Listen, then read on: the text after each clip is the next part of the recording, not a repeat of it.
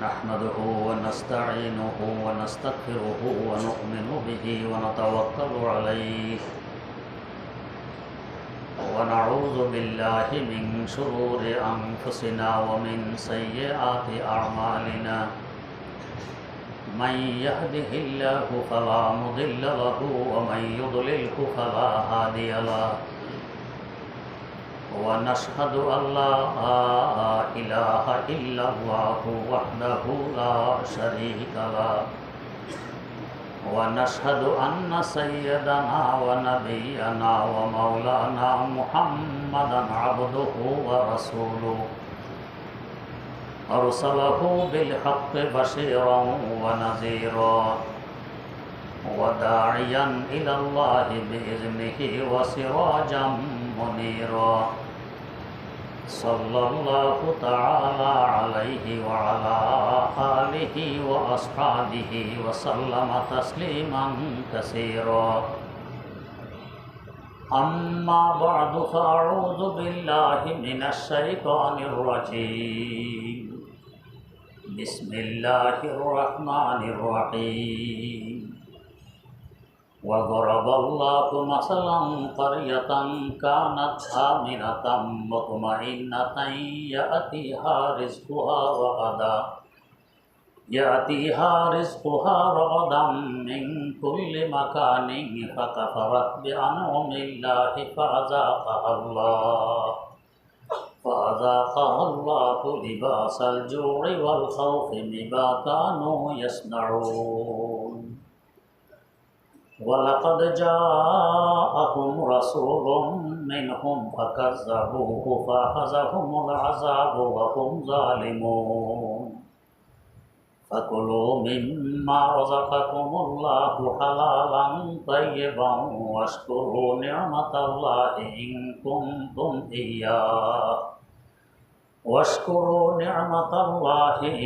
كنتم إياه تعبدون إنما حرم عليكم الميتة والدم ولحم الخنزير وما أهل لغير الله به فمن اضطر غير باغ ولا عاد فإن الله غفور رحيم صدق الله مولانا العظيم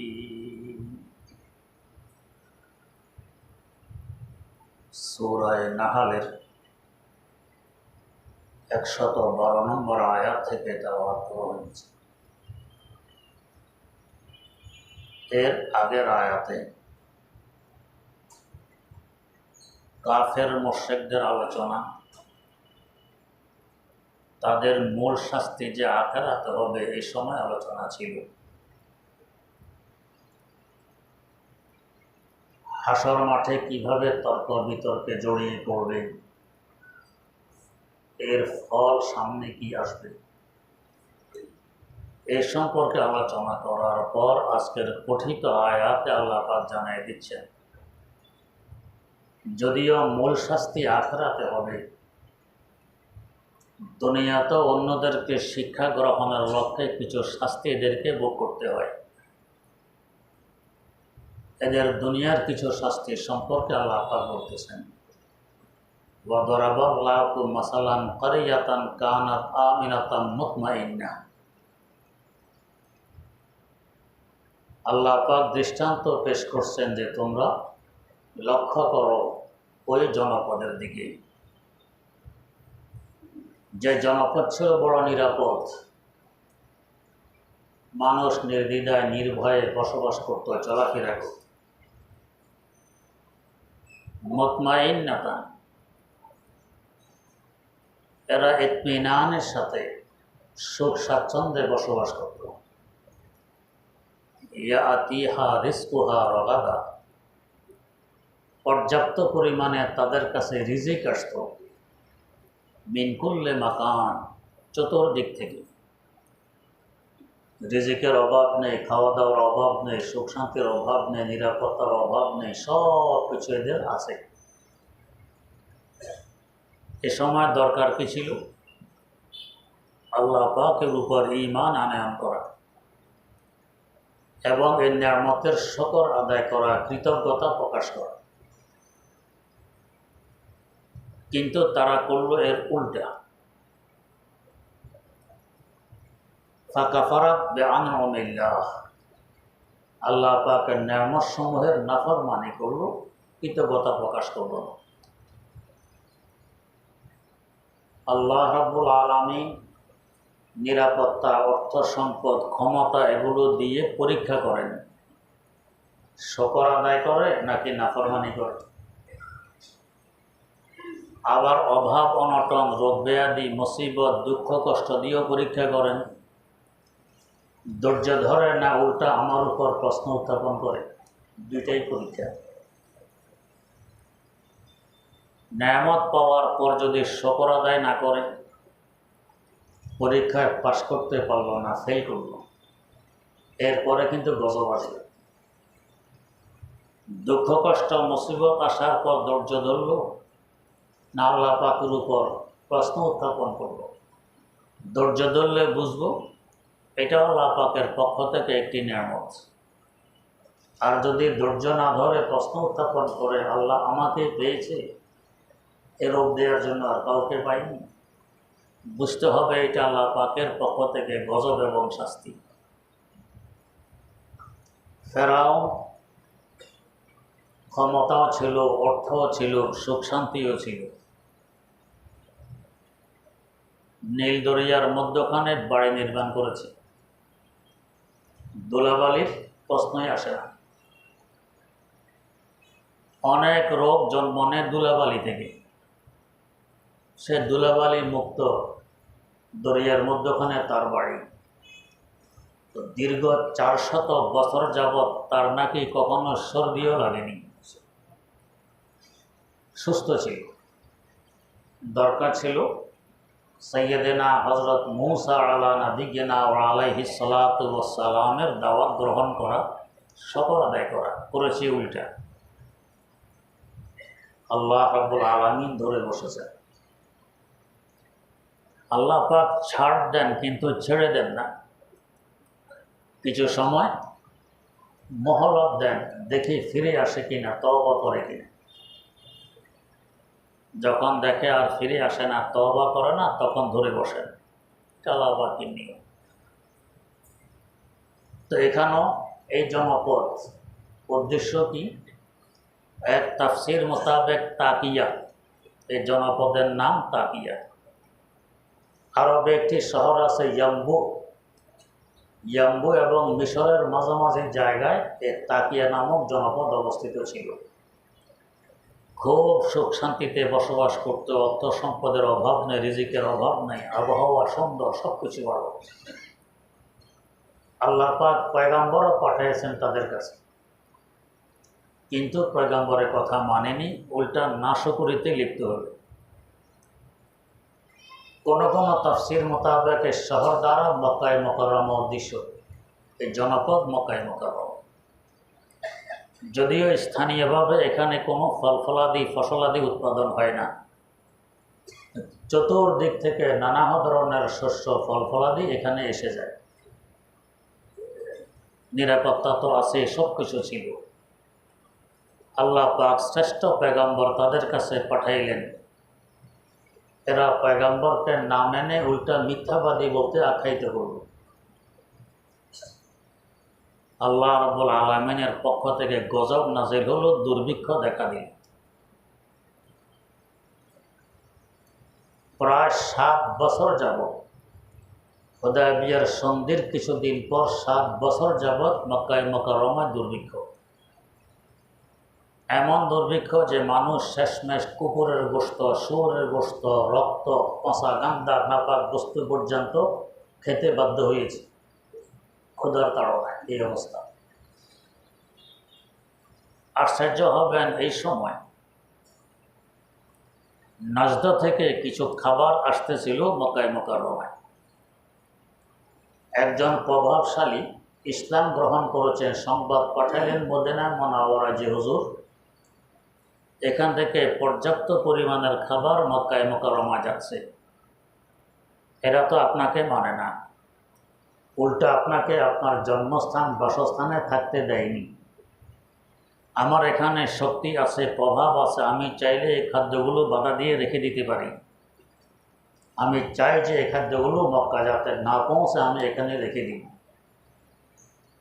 এমন সুযোগ আমাদের হাতে আসলে কি বলতাম যে হ্যাঁ মাশাআল্লাহ ভালোই তো, যাতে এক ছটা গমও সেখানে পৌঁছতে না পারে তোমাকে দায়িত্ব দিলাম। কিন্তু নবী করিম সাল্লাল্লাহু আলাইহি ওয়াসাল্লাম তো রহমতুল লিল আলামিন।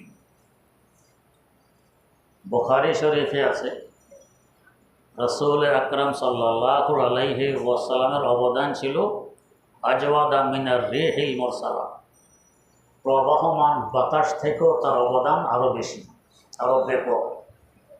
বাতাস যখন চলে, বিশেষ করে গরমকালে গায়ে বাতাস লাগলে বড় আরাম লাগে। আমরা উপরের দিকে তাকাই ফ্যান বরাবর দাঁড়াইলাম কিনা, বাতাস গায়ে লাগলে আরাম লাগে।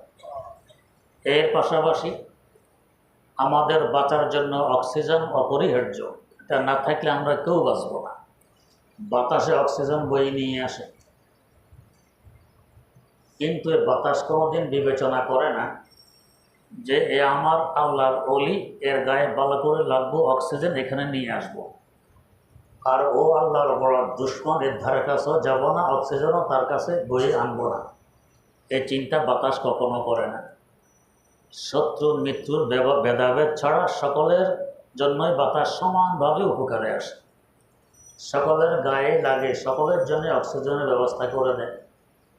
হযরত রাসূল আকরাম সাল্লাল্লাহু আলাইহি ওয়াসাল্লাম দ্বারা শুধু মোমেন মুসলমানও উপকৃত হয়েছে এমন নয়, কাফের, মুশরিক, নাস্তিক, মুরতাদ এরা পর্যন্ত উপকৃত। কারণ হুজুরকে কেন্দ্র করে আমাদের থাকা, খাওয়া, পড়া, সুখ, শান্তি, রিজিক সব কিছু আল্লাহ পাক দিয়ে চলছেন। এর ভাগ কাফের, মুশরিকরাও পায়। হুজুর কখনো কথা বলেননি যে আল্লাহ শুধু মোমেন মুসলমান যারা আমাকে মানে এদেরকে নেয়ামতগুলো দিবেন, আর যারা আমাকে মানে না এদেরকে নেয়ামত দিবেন না, কখনো এমন বলেননি। বরং দেখা গেছে তার উল্টা। এমনকি তায়েফে দাওয়াত দিতে গেলেন, গ্রহণ করলে উপকার হবে কার? তায়েফবাসীর। গ্রহণ না করলে হুজুরের এক পয়সারও ক্ষতি হবে না, ক্ষতি হবে ওদের। যেমন আমরা অনেক সময় তাবলীগে গাছতে গিয়ে দাওয়াত দিয়ে আসি, মসজিদে আসবে, গুরুত্বপূর্ণ বয়ান হবে, ফিরে এসে দেখলাম একজনও আমাদের দাওয়াত কবুল করে মসজিদে আসেনি। আমরা অনেকে মন্তব্য করে আহা আমরা ব্যর্থ ফিরে এসেছি, হাম নাকাম ওয়াপস আগে, আমরা ব্যর্থ হয়ে ফিরে এসেছি। বানিয়ে তাবলীগ আল্লামা ইলিয়াস রহমতুল্লাহ আলাই বলেন যে না ভাই, তোমরা তো ব্যর্থ হওনি। দাওয়াত দেয়া ছিল তোমাদের জিম্মেদারি, ग्रहण करा छिलो ओदर जिम्मेदारी। दावत देना तुम्हारी जिम्मेदारी थी, कबूल करना उनकी जिम्मेदारी थी। तुमने तो अपनी जिम्मेदारी अदा कर दी, তোমরা তো নিজের দায়িত্ব আদায় করেছো, দাওয়াত দিয়ে দিয়েছো। कबूल करा তাদের দায়িত্ব ছিল, उन्होंने अपनी जिम्मेदारी अदा नहीं की, लिहाजा वो नाकाम रहे, तुम कामयाब वापस आए। ব্যর্থ তো ওরা, গ্রহণ করেনি, তোমরা ব্যর্থ না, সব তো তোমাদের হয়ে গেছে, তোমরা সফল কাম হয়ে ফিরে এসেছো। তায়ের পাশে দাওয়াত কবুল করলে তাদের উপকার হইত, না করলে রাসূল আকরাম সাল্লাল্লাহু আলাইহি ওয়াসাল্লামের এক পয়সার ক্ষতি হইতো না। এরপরে কি পরিমাণ জুলুম অত্যাচার করেছে আপনাদের অজানা নেই। পাহাড় পর্বতের ইন্তজাম যে ফেরেশতার দায়িত্বে আল্লাহ পাক সে ফেরেশতা পাঠাই দিলেন যে হুজুর এরা গোস্তাখ বেয়াদব, আপনার সাথে বেয়াদবি করেছে, একটু অনুমতি চাই, এই তায়েফের দুদিকে দুইটা পাহাড়কে একসাথে করে ধাক্কা মারি, যাতে এই কাফের মুশরিকার বেয়াদবরা দুই পাহাড়ের মধ্যখানে পিষে ধ্বংস হয়ে যায়। আমরা হলে কি বলতাম, যে মাশাআল্লাহ, দেরি করার কি কাজ, এরা বুঝুক যে আমি কে। আল্লাহ নবী কি বললেন, আমি তো ধ্বংস করতে আসিনি, উপকার করতে এসেছি। এরা হয়তো দাওয়াত কবুল করেনি, কিন্তু এদের থেকে যে নতুন প্রজন্ম জন্ম নেবে ওরা তো কবুল করবে। কৃষক দেখবেন চৈত্র মাসের প্রচণ্ড খরা, মাঠের ধান গাছগুলো সন গাছের নে শুকিয়ে গেছে, এরপরও নেট দিয়ে আগাছা সাফ করে। বা গাছ তো মারাই গেছে, নেট দেওয়া কেন, আগাছা সাফ করো কেন? জবাব দেয়, এই গাছ মারা গেছে আমি দেখতেছি, কিন্তু গোড়াটা এখনও তাজা আছে। গোড়া মাটির নিচের অংশ তাজা আছে, সেখান থেকে কেনা বেরিয়ে আসবে, ওই কেনায় ধান ধরবে। তো কেনার আশায় সে এখনও নেট দিতেছে, আগাছা সাফ করতেছে। রাসূল আকরাম সাল্লাল্লাহু আলাইহি ওয়াসাল্লামও বললেন যে এরা হয়তো আমার দাওয়াত কবুল করেনি, নাও করতে পারে, এদের থেকে যারা বেরিয়ে আসবে নতুন প্রজন্ম, ওরা তো করবে। এদেরকে ধ্বংস করে দিলে নতুন প্রজন্ম পাবো কোথায়? যাদের আঘাতে তার দাঁত মোবারক শহীদ হয়ে গেছে, এরপরও তো বদদোয়া নেই, আরও দোয়া। আল্লামা আলী রহমতুল্লাহ আলাইহির ভাষা, सदमा दुर दम दांतों तेरे जिनसे के पहुँचा, सदमा दुर दम दांतों तेरे जिनसे के पहुँचा, कि उनके लिए तूने भलाई की दुआ है, कि उनके लिए तूने भलाई की दुआ है। এরপর তাদের মঙ্গলের জন্য দোয়া, অমঙ্গলের দোয়া কখনো করেননি। এটা হলো রহমতুল আলামিনের স্বভাব। এটাকেই বলে মানবতা, এটাকেই বলে মানবতা। মানবতা কি? আমরা মনে করি মানুষের ঘরে জন্ম নিয়েছি, মানুষের দেশে বসবাস করি, মানুষের সাথে চলাফেরা করি, মানুষের মতো খাওয়া দাওয়া করি, আমি তো মানুষ, আর কি হয় না। শুধু সুরত ধারণ করলে মানুষ মানুষ হয় না, মানুষের সিরত। সিরত পে নজর চাহিয়ে সুরত সে জিয়াদা, সুরত দেখার বিষয় না, সিরত দেখার বিষয়। তো মানবতা কি, কাকে বলে? আল্লাহর এক বুজুর্গ বলতেছেন মানবতা বলে, চিস্তে ইনসানি তো পিদন দরগমে হামসায়েগা, চিস্তে ইনসানি তো পিদন দরগমে হামসায়েগা, আসমো মে নজদ দরবাগে দর বিরিয়া শুদন, মে তুয়া কুতবে জমা শুদ, মে তুয়া নে গৌসে ওয়াক, हर्च खाही में तो वानी शुद्ध बजुज इंसान शुदन, हर्च खाही में तो वानी शुद्ध बजुज इंसान शुदन। তুমি সাধনা করলে গৌস কুতুব হইতে পারো, সাধনা করলে অনেক প্রসিদ্ধ হতে পারো, অনেক কিছু হতে পারো, কিন্তু হর্চ খাহি में तो वानी शुद्ध बजुज इंसान शुदन, অনেক কিছু হতে পারো, মানুষ হওয়া কিন্তু ভিন্ন কথা। সেটা কি?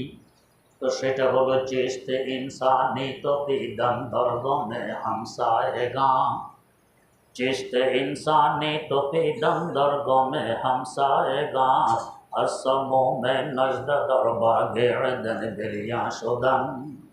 তো তুমি যদি ভূস্বর্গ এডেনও বসবাস করো, সংবাদ পেয়েছ নজদে এক ব্যক্তি বিষ পান করে বিষের তাড়নায় ছটফট করছে, তার ব্যথায় যদি তুমিও তোমার অন্তরে ব্যথা অনুভব করো, তো বুঝবে তোমার মধ্যে মানবতা আছে। আর ও মরলে কি বাঁচলে কি, আমি তো ঠিক আছি, আমার সমস্যা কি, তো বুঝবে এখনও তোমার মধ্যে মানবতা আসেনি। তুমি মানুষ হতে পারো, আর কিছু করতে পারো আর না পারো, অন্তত আল্লাহ পাকের কাছে দোয়াতে করতে পারো যে আল্লাহ, আমাদের মতো একজন মানুষ তোমার এক বান্দা ওখানে কষ্টে আছে, আল্লাহ মেহেরবানি করে তার কষ্টটা লাঘব করে দাও, তার কষ্টটি দূর করে দাও। তার ব্যথা যদি ব্যতীত হও, অন্তরে ব্যথা অনুভব হয়, তো বুঝবে তুমি মানুষ। আলহামদুলিল্লাহ, এবছর ফেনী, কুমিল্লা, লক্ষ্মীপুর বন্যা আসাতে সারা দেশ থেকে কিভাবে ঝাঁপিয়ে পড়েছে ওলামায়ে কেরামের পাশাপাশি অন্যরাও। শুধু এতটুকু যে অন্যরা প্রচার করে অনেক বেশি, লাইভে আসে, নেটে দেয়। ওলামায়ে কেরাম লাইভে আসে না, নেটে দেয় না, বেশ কমতে এতটুকু। সিলেটের গত বন্যায় গিয়েছিলাম, অনেক বলছে হুজুর আমরা একটু লাইভে দেয়, নেটে ধরে, এটা কেন?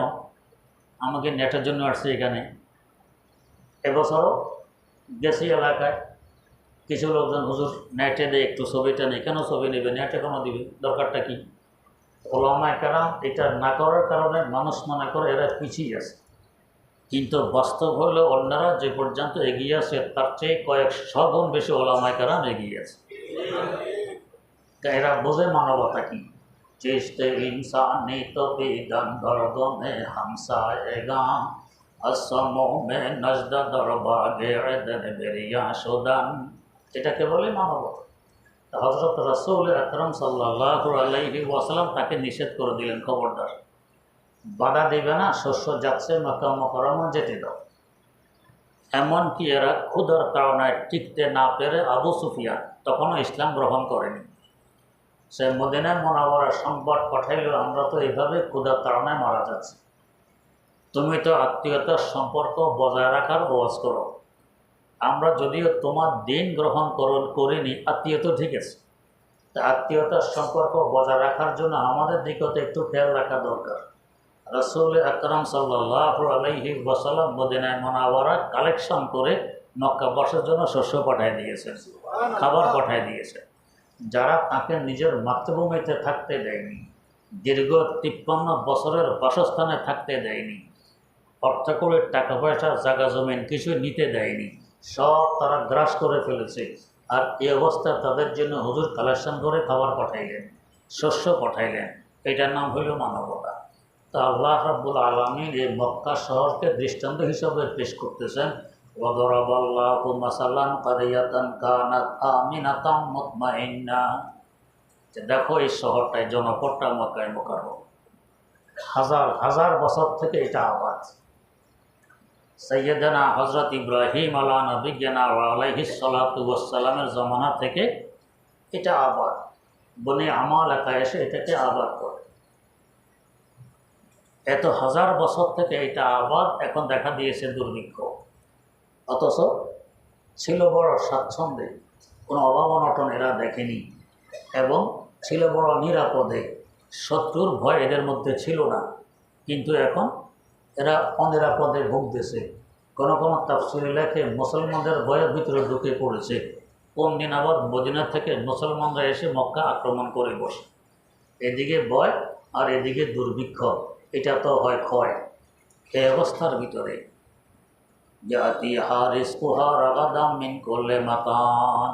এই মক্কায় মুকাররমায় চতুর্দিক থেকে রিজিক আসত, কিন্তু করলো কি, ফাঁকা ফারাক বেআনমিল্লাহ। দরকার ছিল আল্লাহর নবীকে মেনে নেয়া, তাদের আরাম আয়েস নিরাপত্তা আরও বাড়ত। তা না করে করছেন নাফরমানি আর কুফরি। আল্লাহ পাকের গজব এসেছে, নিরাপত্তাও আর হয়নি এবং দুর্ভিক্ষ দেখা দিয়েছে, আর্থিক সবলতাও আর বাকি হয়নি।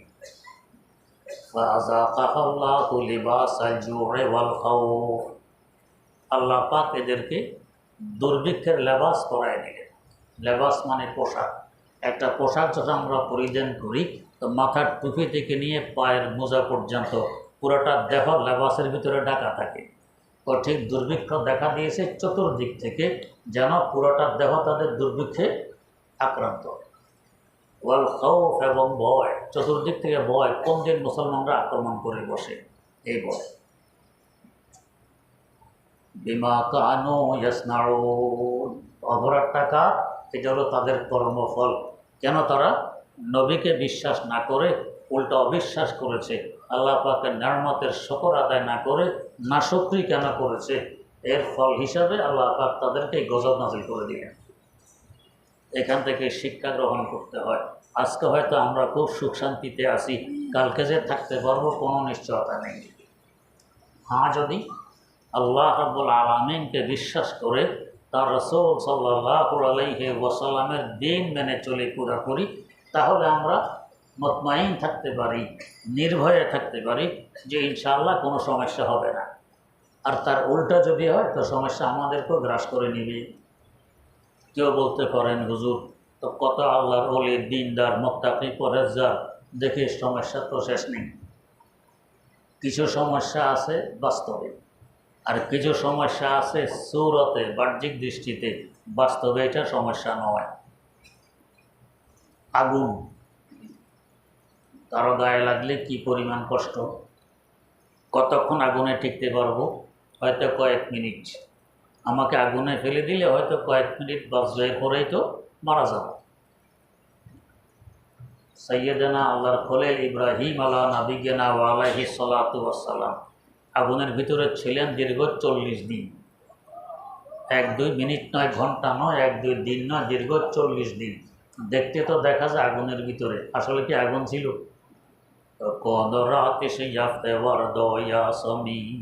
দেখতে দেখা যায় আগুন, বাস্তবে ছিল গোলাপ চামেলির ফুল বাগান। বাস্তবে গোলাপ চামেলির ফুল বাগান। বরং বলা হয় আগুনে পড়ার আগেও এমন আরাম আর সুখ অনুভব করেননি, আগুন থেকে বের হওয়ার পরও কখনো এমন আরাম অনুভব হয়নি যে পরিমাণ আরাম আগুনের ভিতরে তিনি অনুভব করেছেন। তো দেখতে তো দেখা যায় আগুনের ভিতরে কষ্টে আছেন, বাস্তবে ছিলেন বড় আরামে। তো ঠিক কিছু দুঃখ কষ্ট মুসিবত দেখতে দেখা যায় মুসিবত দুঃখ কষ্ট, বাস্তবে এটা মুসিবত নয়। যার উপরে এসেছে সে যদি ঠিকই সহি ইমানদার হয় এবং তফবিজ ইলাল্লাহ ওয়ালা হয়, তাহলে সে বুঝেটা কত বড় আরামের বিষয়। তো একজন সাহাবীর পিঠে 20 ফোঁড়া উঠেছে, 20 ফোঁড়া। যাদের এ ধরনের ফোঁড়া ওঠে তারা বোঝে কেমন ব্যথা। আর আজ থেকে প্রায় 1500 বছর আগের কথা। তেমন উন্নত মানের চিকিৎসাও ছিল না, কেমন কষ্ট পাওয়ার কথা তার। এই 20 ফোঁড়া বলা হয় না, দিন দিন এ রোগটা বেড়েই চলছে। তো দীর্ঘ 30 বছর তিনি বিছানায় শোয়া, উঠা বসা করতে পারেননি, খাওয়া দাওয়া পায়খানা প্রস্রাব সব এখানে বিছানায়। কেমন কষ্ট চিন্তা করুন। কিন্তু যখন কেউ সাক্ষাতে আসতো, ওনার চেহারা দেখলে বুঝতো না যে উনি এতদিনের রোগী, বিছানায় পড়ে আছেন, এত কষ্টে আছেন। হাস্যাস বাশ্বাস প্রস্ফুটিত চেহারা, মনে হয় যেন রোগ ওনার দেহের ধারে কাছেও নেই। 30 বছর পর একদিন জিজ্ঞেস করা হইল, এই 20 ফোঁড়া ব্যথায় ব্যথিত, দীর্ঘ 30 বছর বিছানায় পড়া, উঠতে পারেন না, বসতে পারেন না, থাকা খাওয়া পায়খানা প্রস্রাব সব চলছে বিছানায়, আপনাকে দেখলে তো মনে হয় না যে আপনি রোগী। জবাব দিলেন, এই রোগটা আমাকে দিয়েছেন কে? আমার আল্লাহ। আল্লাহু আকবার। নাশাওয়াদ নসিবে দুশ্মন পেশাওয়াদ হালাকেতে গাতো, নাশাওয়াদ নসিবে দুশ্মন পেশাওয়াদ হালাকেতে গাতো, সারে দো সে তা সালামত কে তু খঞ্জরা সে মাই, সারে দো সে তা সালামত কে তু খঞ্জরা সে মাই। রোগটা দিয়েছেন তো আমার আল্লাহ। তা আল্লাহ যদি আমাকে রোগ দিয়ে খুশি, আমি বেজার হব? তিনি তো আমার মনিব, আমাকে যে অবস্থায় দেখতে তিনি পছন্দ করেন, আমিও সে অবস্থায় থাকতে পছন্দ করি। আল্লাহ তফবিজ ইলাল্লাহ, নিষ্কৃজ আল্লাহর হাতে ছেড়ে দেয়। এই যে আমাদের কারো ডায়াবেটিস, কারো চোখের সমস্যা, দাঁতের সমস্যা, কিডনির সমস্যা, কত কিছু, এগুলোর মূল কিন্তু টেনশন, পেরেশান, অধিক চিন্তা। চিন্তা অম্বল আমরাজ, অনেক রোগের মূল চিন্তা। ছোট বাচ্চাদের আছে ডায়াবেটিস? নেই। ছোট বাচ্চাদের আছে কিডনির সমস্যা? নাই। 2-4 জনের থাকবে। চোখের সমস্যা? নাই। দাঁতের সমস্যা? নাই। কেন নেই? সে মনে করে আমার সবচেয়ে বড় আশ্রয়স্থল আমার মায়ের কোল, দুনিয়ার সবচেয়ে বড় শক্তিধর আমার মা। কেউ কিছু বললে আমার আম্মাকে বলে দিব, তুমি আমাকে এটা করতেছো, আমি এখনই আমার কাছে বিচার দিব। শক্তিধর তার মা, আশ্রয়স্থল তার মা। ক্ষুধা লাগলে মা বাদ দাও, বাদ আছে কি নেই হে চিন্তা তার আছে? নেই। কাপড় চিরে গেছে মা, কাপড় চিরে গেছে, নতুন জামা দাও। পয়সা আছে কি নেই সে ফিকির আছে ছেলের? নাই। জুতা চিরে গেছে মা, জুতা দাও। জুতা হারাই আসছে কোথাও, এখন মার কাছে এসে জুতা দাও। কোত্থেকে দিবে, পয়সা আছে কি নেই এই নিয়ে কোনো চিন্তা তার নেই। টেনশন মুক্ত, যার কারণে বাচ্চাদের এমন অসুখ বিসুখও নেই, টেনশন নেই।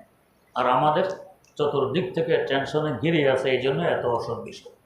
তো আমিও যদি আমাকে আমার আল্লাহর হাতে সলোয়ানা ছেড়ে দিতে পারি, টেনশন মুক্ত, তাহলে বাস্তবে আমার কোনো দুঃখ কষ্ট নেই। এগুলো সব আমার আল্লাহর পক্ষ থেকে এসেছে। চোর, চোরকে একজনে আঞ্জা করে ধরছে, খিচা মারে, শোয়াই ফেলবে, চিৎকার দেয় বাঁচাও বাঁচাও, আমার পাঁচরের হাড় ভেঙে গেল। আর বন্ধুকে আঞ্জা করে ধরে খিচা মারছেন, বন্ধু চায় আরও জোরে খিচা মারুক। তো উভয়জনে খিচা মারছে, এক খিচায় কষ্ট হয়, চিৎকার দেয় বাঁচাও, আর এক খিচায় আরাম লাগে, মনে মনে বলে আরও জোরে খিচা দেয়। তো একজনের ঠিকই রোগ ব্যাধি, মুসিবত ইত্যাদি, অভাব অনাটন, এটা তার জন্য মুসিবত আর গজব। আর আরেকজনেরও দেখা যায় রোগ ব্যাধি, অভাব অনাটন, সে মনে মনে খুশি, আমার আল্লাহর পক্ষ থেকে এসেছে, আল্লাহ যদি আমাকে এটা দিয়ে খুশি হন, আমি এটা নিয়ে খুশি। ওই সাহাবী বলেন, এই ধৈর্য আর সবরের কারণে আমার আল্লাহ দিয়েছেন, আমি এটা সাদরে গ্রহণ করার কারণে ফেরেশতারা যে চলাফেরা করে আমি সচক্ষে দেখতে পেয়েছি। ফেরেশতারা আমার সাথে এসে মুসাফা করেন, আমি টের পাই। তা আমরা কি দেখি ফেরেশতা? দেখি না। আমাদের মুরব্বী হজরত মৌলানা আব্দুল হাই পাহাড়পুরি রহমতুল্লাহ আলাইহি, তাকে একদিন আমি জিজ্ঞেস করেছি, হুজুর আমাদের গুনাহ খাতা আছে, অন্যায় অপরাধ আছে, শাস্তিস্বরূপ নানা মুসিবত আসে, রোগ ব্যাধিও হয়, ছোট বাচ্চাদের গুনাহ খাতা নেই, অন্যায় অপরাধ নেই, এদেরও তো রোগ ব্যাধি হয়, জ্বর ওঠে, হোঁচট খেয়ে পড়ে, এদের কেন? তো হজরত জবাব দিলেন, কয়টা মুসিবতে চুরি দেখতে দেখা যায় মুসিবত, বাস্তবে এটা মুসিবত নয়। চিৎকার দিবে, কাঁদবে, কষ্ট হবে তার পিতামাতার, বাস্তবে তার কষ্ট নেই। বাস্তবে তার কষ্ট নেই, কষ্ট তার পিতামাতার হয়। এটা সুরতান, দেখতে দেখা যায় কষ্ট, বাস্তবে এটা কি নয়? কষ্ট। আমার এক ভাতিজি জোরসোরে দৌড় মারছে, হোঁচট খেয়ে পড়ছে, দিল চিৎকার। আমি বললাম কি, মাশাআল্লাহ, তুমি এত জোরে লাভ দিতে পারো, আমিও তো পারবো না, আরেকটা লাভ দাও তো দেখি, কত দূরে যেতে পারো। আহা করে হেসে দিল। তো যদি বাস্তবে সে ব্যথা হইতো আর কষ্ট হইতো, তা এখন হাসতো? মোটো হাসতো না। তো মাঝে মাঝে পরীক্ষা করে দেখবেন, আসলে কষ্টটা সুরতান, দেখতে দেখা যায় কষ্ট, বাস্তবে কষ্ট নয়। তা আল্লাহর ওলি, দিনদার, মুত্তাকি, পরহেজগার, এদেরও আমরা দেখি কষ্টে আছে, বাস্তবে কি নয়? কষ্টে। মাওলানা আবুল খায়ের বিক্রমপুরী সাহেব মরহুম আমার একদিন শুনাইলেন, তো হুজুর বরিশাল এক জায়গায় আমাদের পীর সাহেব হুজুরকে দাওয়াত দেওয়ার জন্য বহু বছর থেকে এরা পিড়াপিড়ি করে, হুজুর সময় পান না। এক সময় আমাকে ধরছে, তো আমি জোর জবরদস্তি অনেক চেষ্টা করে একটা দাওয়াত নেওয়াইলাম হুজুর থেকে। তো রওনা করছি, হ্যাঁ যে বৃষ্টি, ট্রলারে যেতে হয়, এই বিজিপুরের ট্রলারে গিয়ে ওদের বাড়িতে উঠলাম। তো গিয়ে দেখি ঘরের দুয়ারে একখানা ছোট্ট সামিয়ানা টানেছে, এটা মাহফিল, আর কিছু নেই। মানুষ অল্প কয়েকজন। হুজুর হাজার হাজার মানুষের সামনে যে ওয়াজ করেন, এই 7-8 জন মানুষের সামনে হে ওয়াজটাই করলেন। এরপরে খেতে বসলাম, তো দিল কুমড়ার শাক আর কী হাবি যাবি এগুলো দিল সামনে, মাছ গোস্ত কিছু নেই। আমি তো লজ্জায় এত কষ্টে হুজুরকে দাওয়াতটা নামায় দিলাম, মাহফিলটা আবার কী করলো আর খাওয়া দাওয়া কী করলো। আমি তো ভালো করে খেতেও পারলাম না চিন্তায়। তো হুজুরকে দেখলাম মাশাআল্লাহ পেট ভরে খাইলেন। খাওয়ার পরে আমার দিকে তাকায় বলেন, আবুল খায়ের, পোলাও কোরমা যে পরিমাণ খেতে পারি, শাকলতা দিয়েও সেই পরিমাণে খেতে পারি। আল্লাহ, এটা যেরকম স্বাদ, এটাও এরকম স্বাদ। স্বাদ তো আমার আল্লাহর পক্ষ থেকে আসে। তো দেখতে তো দেখা যায় এই নিম্নমানের খাবার, হুজুর এটা কী খাবে, কিন্তু হুজুরের কাছে এটাও স্বাদের খাবার। পোলাও কোরমা যে পরিমাণ খেতে পারি, শাকলতাও ওই পরিমাণে খেতে পারি। তো একজন তো অসুখ বিসুখে ঠিকই কষ্ট পায়, আরেকজন অসুখ বিসুখে আনন্দ পায়, মোটেও কষ্ট পায় না। কেন? আমার আল্লাহর পক্ষ থেকে এসেছে। তো আল্লাহ রাব্বুল আলামিনকে যদি আমি মেনে চলতে পারি, আর আমি আমাকে তার কুদরতি হাতে সুপর্দ করে দিতে পারি, এইটা আমার নিরাপত্তা। এর মধ্যে দুঃখ কষ্ট নাই। দেখবে অনেকে দুঃখ কষ্টে আছি, বাস্তবে এটা দুঃখ কষ্ট নয়। আল্লাহ রাব্বুল আলামিন সহি বোঝার তৌফিক দান করুন।